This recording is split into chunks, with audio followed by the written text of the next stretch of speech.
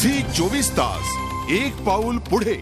IPL मधील match fixing वरून सुरू असलेल्या वादाच्या पार्श्वभूमीवर बीसीसीआयचे अध्यक्ष एन श्रीनिवासन पद सोडायला तयार नसताना बीसीसीआयचे खजिनदार अजय शिर्के यांनी या प्रकरणावरून राजीनामा देण्याची इच्छा व्यक्त केली आहे। बीसीसीआयची ही बदनामी सुरू आहे आणि ती योग्य वाटत नसल्यानं आपण पद सोडण्याच्या मनस्थितीत आलो असल्याचं त्यांनी म्हटलंय। एन श्रीनिवासन यांनी अध्यक्षपदाचा राजीनामा द्यावा असं शिर्के यांनी म्हटलेलं नाही, मात्र श्रीनिवासन यांच्या जागी आपण असतो तर राजीनामा दिला असता असं सांगत शिर्के यांनी टोला लगावलाय।